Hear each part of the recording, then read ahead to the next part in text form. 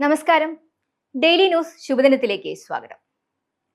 എല്ലാം നമ്മുടെ അളവുകോലുകൾക്ക് ഒതുങ്ങണമെന്നില്ല. ഒത്തുചേരാനുള്ള മനസ്സാണ് വിലപ്പെട്ടത്. കേൾക്കാം ഇന്നത്തെ ശുഭദിന ചിന്ത. ഡെയിലി ന്യൂസ് ശുഭദിനം നിങ്ങൾക്കായി അവതരിപ്പിക്കുന്നത് ജോയ ലൂക്കാസ്.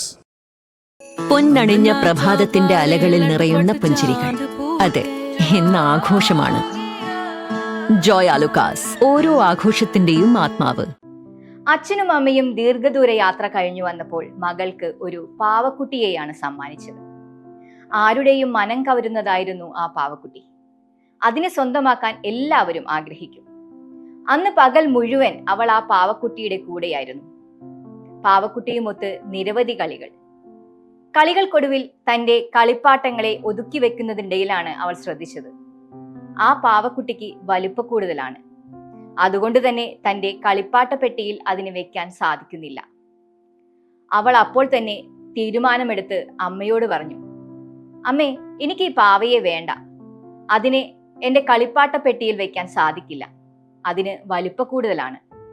അമ്മ നിസ്സഹായതയോടെ അവളെ നോക്കി.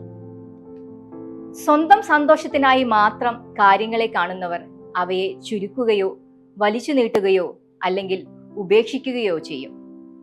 പല ബന്ധങ്ങളും പൊട്ടിത്തെറിക്കുന്നത് വലിയ കാരണങ്ങൾ കൊണ്ടല്ല, ചെറിയ ചെറിയ കാരണങ്ങൾ കൊണ്ടാണ്. ആദ്യമൊക്കെ മനോഹരമായി തോന്നിയതെല്ലാം കാലത്തിനൊത്ത് അഭംഗിയായി മാറും. ഉപേക്ഷിക്കാനുള്ള കാരണം കണ്ടെത്തുന്നതിനു മുമ്പ് സ്വീകരിക്കാൻ കാരണമുണ്ടായിരുന്നോ എന്നോർക്കാം. എല്ലാം നമ്മുടെ അളവുകോലുകൾക്ക് ഒതുങ്ങണമെന്നില്ല. ഒത്തുചേരാനുള്ള മനസ്സാണ് വിലപ്പെട്ടത്. നമുക്ക് തനിമയെ മാനിക്കാൻ പഠിക്കാം.